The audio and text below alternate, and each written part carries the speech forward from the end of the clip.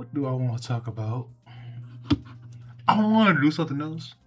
I really did. But I could not find it at all. So we're just gonna go at the articles again. This one not even that long.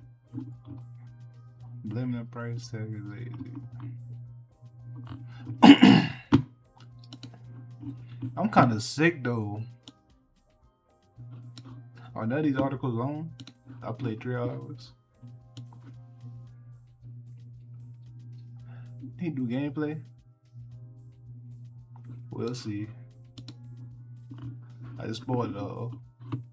Who's your favorite companion hours? The new one or the old one? This gotta be it.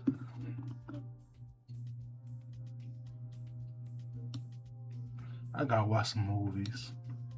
Let me peep that Neo 3 review too. Let's see what they talking about right there. No, not now. Or later. I can't click. Alright. We just gonna cut that later.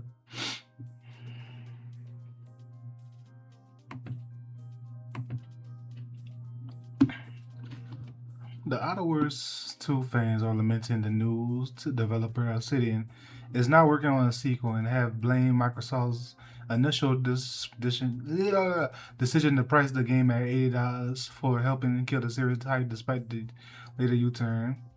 Yesterday, Bloomberg reported on the state of veteran RPG studio Obsidian. Following an exhausting 2025, over the course of 8 months, the company launched Grinding 2 in early access, followed by both the Outer Worlds 2 and Avoid at their protracted development, so they were busy. Of the 3 games, only Grounded 2 was qualified success. And while further titles in the Void universe are planned, a third Outer Worlds title is not in production. Unsurprisingly, this news has disappointed fans of the space-based role-playing game series who have offered their opinions on what went wrong. I feel the Outer Worlds 2 will pay for the sins of Dados 1 and Avoid. God like 013 ruined a lengthy thread on the Outer Worlds main subreddit, suggesting that the Outer Worlds 2 had deserved a better reception. After 2 mid games in a row, negative sentiment unfairly fell on the Outer Worlds 2 when it's generally a good game. That was one was a good game. Me, I liked it. It wasn't like the best game I ever played, but I liked it. I don't remember anything from it, but I liked it. I'll be honest, it's not surprising the least. Kind of. Well, I'm not saying any people think. The Hours 2 is every possible way a better game. It's a night and day difference, and most of my problems have been fixed. But at the end of the day, I still don't really give a dang about that universe. And positive word alone is only so impactful. That is very true. When I played the Outer Worlds one, I did not care about the universe. I didn't care if people lived or died. I didn't care for any characters. All I did was progress through the game. I'm not surprised. Agreed. I think it was better than the first in a lot of ways. But when Baldur's Gate 3 drops, and lets you do some frankly insane things with the companions, I think a lot of people have their standards raised for RPGs, and game is just okay.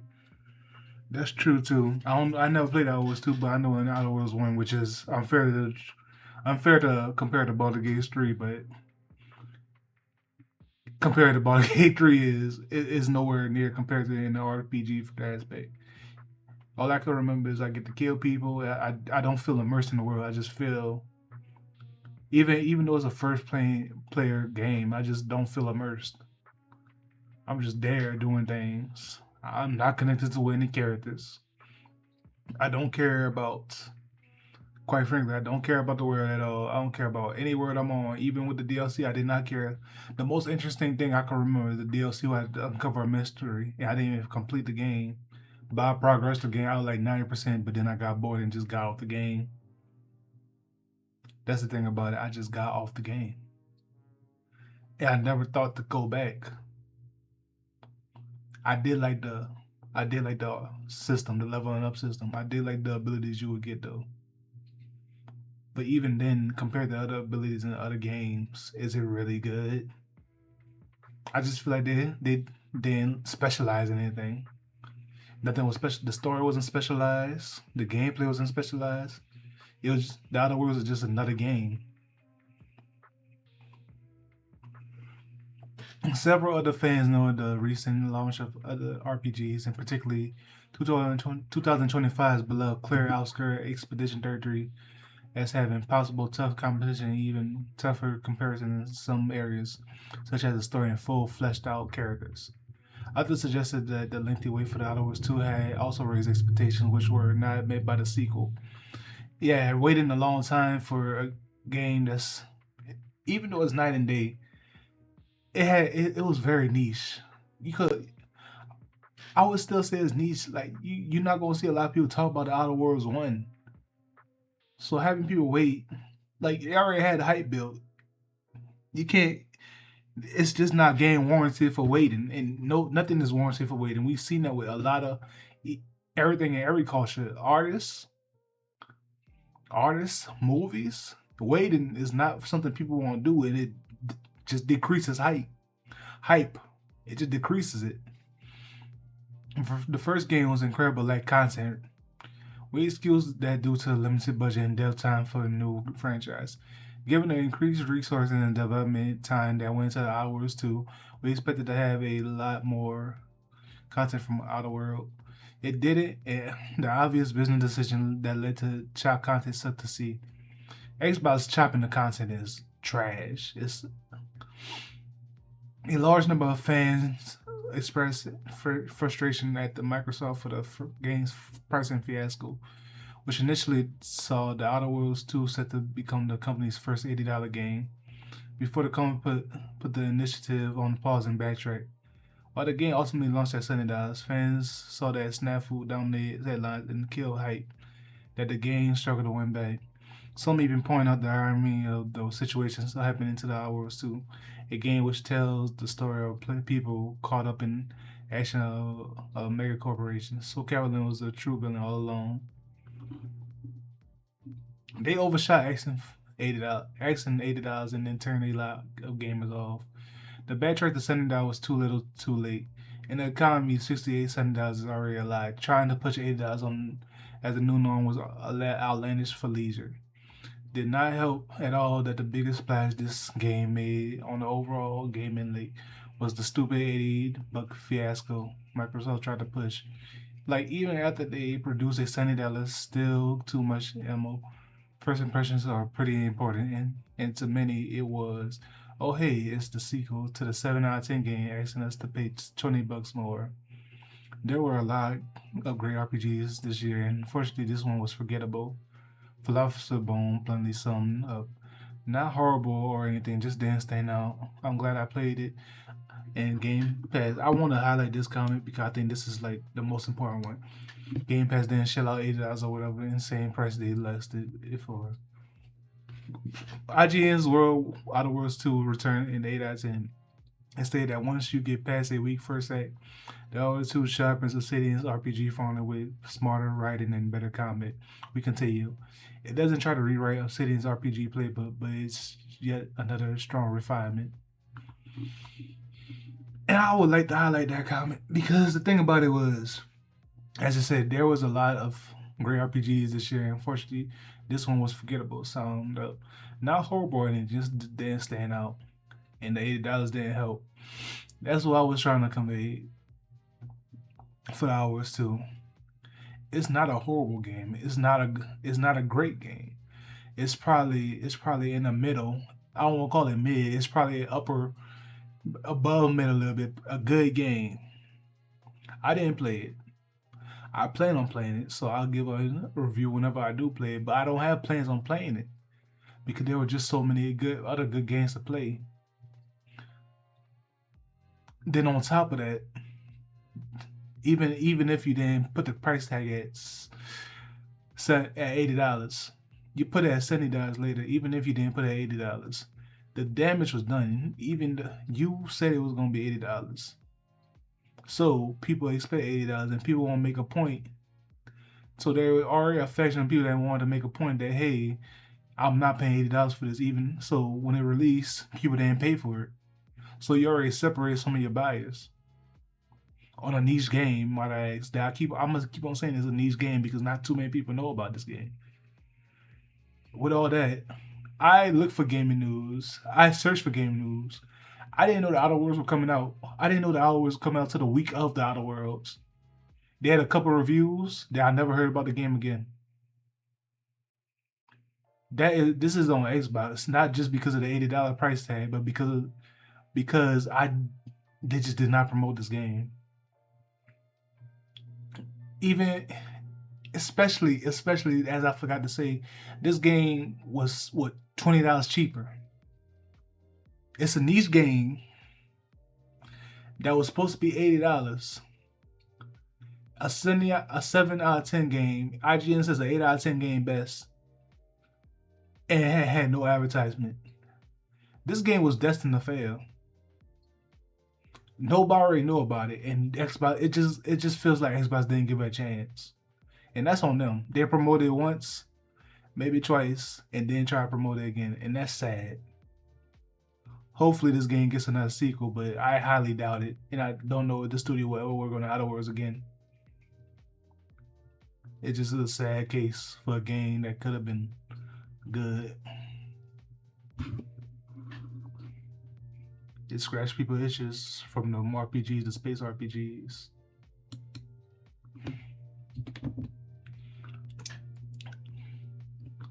Overwatch. I have some friends that play Overwatch, so I want to talk about Overwatch. Even though, do I play Overwatch? I play Overwatch sometimes. I'm more Rivals guy. Overwatch is adding 5 new heroes. And what I really want to say is, this is competition. This is what competition looks like in gaming. This is why competition is good for any business practice. Competition in gaming is so important because it just makes everybody better. The best games probably that ever come out is because of competition. If they don't have competition, they'll run a monopoly and run over the consumer. Overwatch is dropping 5 new heroes because competition with more rivals is pretty competitive. People are jumping from Overwatch to more rivals. Y'all have y'all's fan bases, but the more y'all take in, if more rivals slacks, Overwatch takes some fans. If Overwatch slacks, more rivals take some fans. So I'm not here to talk about the arc all day, but I just want to say that hey, both these companies they're stepping it up, and I'm just glad we getting some competition in game again. I think more franchises need to do this. More people need to do this because it benefits everybody. The only people that don't benefit is the people that's trying to run a monopoly. But I guess some developers are scared to do it because people like the same old thing. People like to just stay on the same old thing and don't want to change. So I understand why some companies want to do it, but I think more companies should take that risk. But hey, people don't like losing money no more. Overwatch is undergoing a major shakeup in 2026, dropping two from the title. Oh, oh, stupid. Dropping two from the title. We're working how seasons and narrative content will be approached. I did not know they were dropping two from the title too. Following the conclusion of season 20, Overwatch will be committed to a brand new storytelling method that sees a year-long narrative arc, with each season adding to the year's narrative. As such, Overwatch is effectively resetting the seasonal count each year, with season one kicking off the Reign of Talent arc. As Overwatch approaches its 10th anniversary, it's not surprising to see Blizzard pull out all the stops to celebrate how far the game has come. To show just how monumental an event this narrative and seasonal structure shift is, Overwatch Reign of Talent will be releasing 10 new heroes over the course of the year, with 5 being playable at launch. 5 being playable at launch. Afterwards, players can expect new playable heroes per season of Overwatch during the Reign of Talent draw that 2026. That's a lot of big shoes to fill. I'm not gonna lie. That's a lot of damn. 5 new heroes. I wonder if the meta gonna change is gonna be the same for Overwatch. The first full annual storyline, The Reign of Talent, is coming to Overwatch on February 10th. At the first 6 seasons playing for the narrative arc over the course of 2026. In the Overwatch Spotlights trailer, the balance of power with talent has shifted as Vendetta asserts Doomfist's leadership of the organization. I don't know about this story. As a result, talent has seen global resurgence and has launched an attack on Overwatch at Watchpoint. Globatar, kicking off the events of Rain of Talent storyline. So we get a tank, a damage, support, a damage, support, tank, damage. So they get two supports and two damage in one tank. Tanks never get love. Among the five new heroes launching with the Reign of Talent Season 1 are three Talent Aligned characters and two Overwatch Aligned ones. The first is a new tank hero, Domina, who the heir and vice president of Viscar Industries, who acts as a poke tank similar to Sigma. The long rumored character Emery joins as a damage hero, so this is like I guess that she is like the Phoenix hero that everybody been talking about. I saw some clips. And a mobile soldier archetype with a conflicting personality resulting from his cybernetic modification. And that's not it then. That's the Phoenix one. Mizuki is the Phoenix one that I'm thinking about. To round out the talent aligned heroes, Mizuki, a member of the Hashimoto clan, joins the roster as a support hero. She support. I wish Phoenix was support. On the old West Side coin, Wu Yong's older sister, Amren, I think that cat gonna be a popular character. Amren teams up with her brother to deliver fire-based attacks at the close range. Perhaps the most surprising addition to the versus Jetpack Cat, a long tease hero that Bridget has adopted into the Overwatch family. They even got gameplay updates. They getting new cosmetics. They call Nah, people like Overwatch cosmetics, so I can't even say nothing.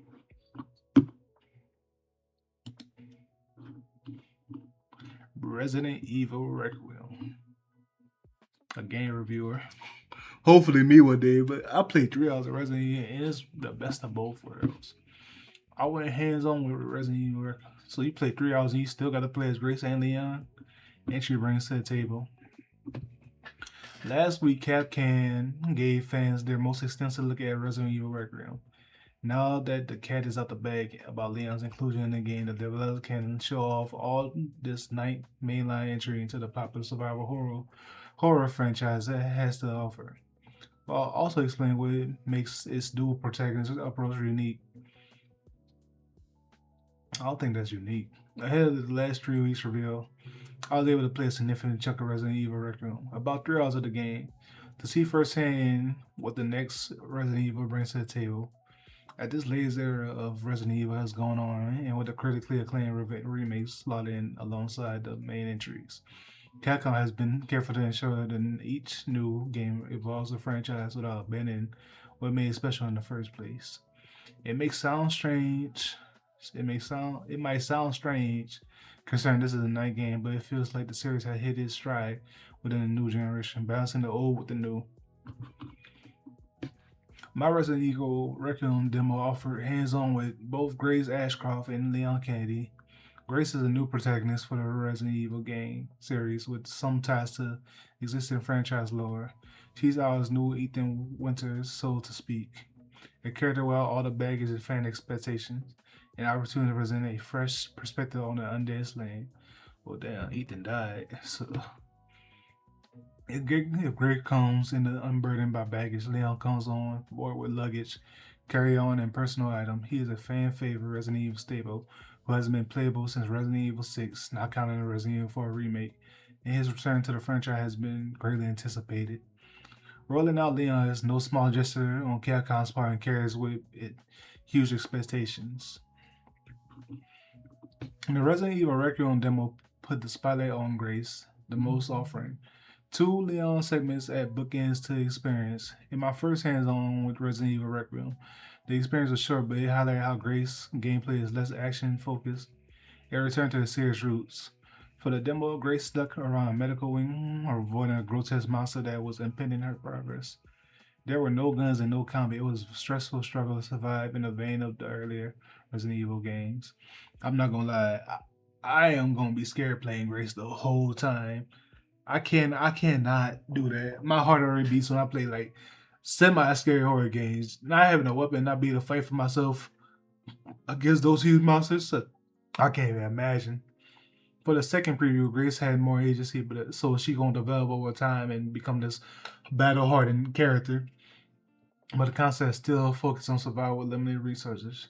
She gets a gun and can dispatch the infected well, a combination of carefully placed bullets and melee jabs.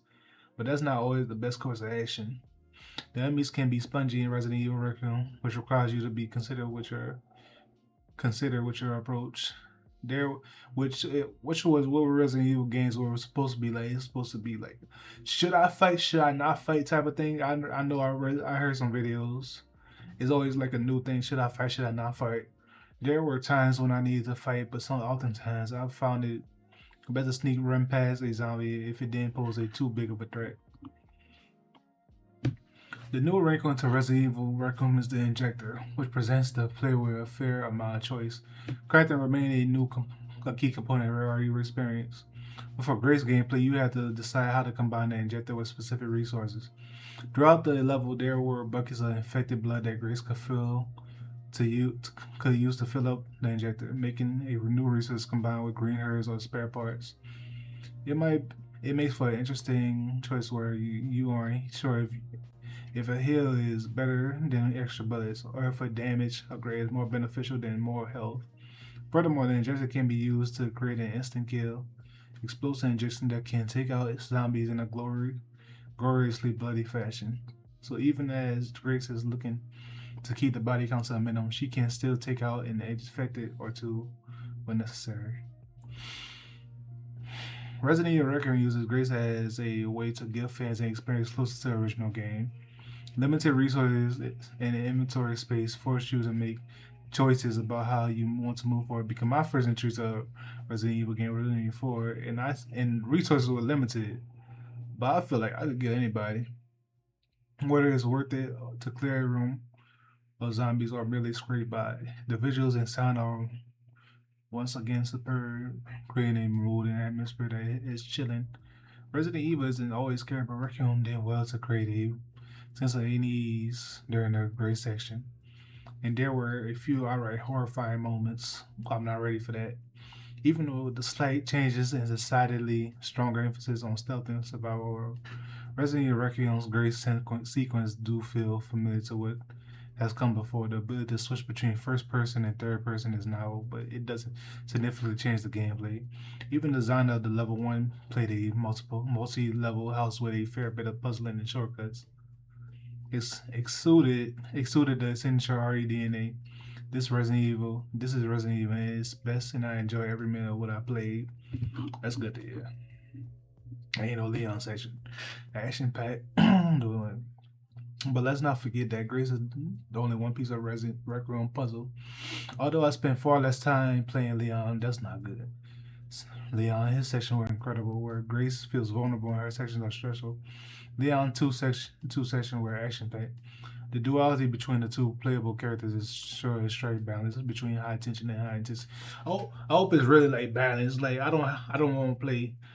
I know she's supposed to be the main character and all that, but I don't want to play as Grace the whole time. Like I want to play both of them equally, especially since I think they know that Leon is a fan favorite and they're gonna give him his sections.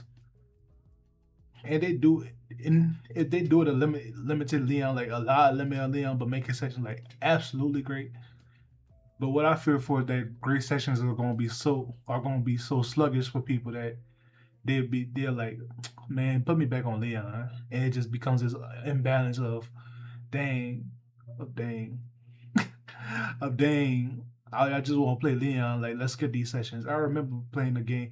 I remember playing God of War with the Atreus sections with Kratos, and every time I play Atreus, I was like, man, bring me back to Kratos, bro. Like because the section was so slow, but I think great sections are gonna be, hey, this is Resident Evil, but you're not as combat heavy as Leon. While Leon said just this is action packed and this is all you getting.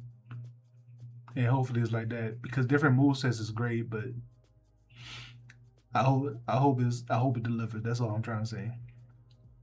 From really a chance out to taking on a gruesome boss, Leon is ready to deliver the cool action that you could argue Resident Evil has been missing over the last few centuries. Entries? I thought Village delivered that. There's nothing more satisfying than getting these few shots into a zombie to stagger it, and then running up to a roundhouse kick it, or slam Leon's ex melee weapon to infect the skull. Even though it was shorter, the Leon says all hitting a high note. It's Resident Evil at its peak, offering players the choice to be tactical, chaotic, or somewhere in the middle. Needless to say, Capcom knew they had to deliver something memorable with Leon's return, and if the final game can meet these expectations, fans should be happy. The same can be said about the whole preview I played. Grace offers a nice counterpoint to Leon, and given the same action beats intermixed with slower, deliberate sequences. Resident Evil has been riding high for a while now, and Requiem isn't trying to rock the boat with any big changes like Resident Evil 7 switch to first person. Instead, Resident Evil 9 wants to give fans more choices in a framework that honors the series' past and its present. It's the best of both worlds and should be exactly what fans are looking for.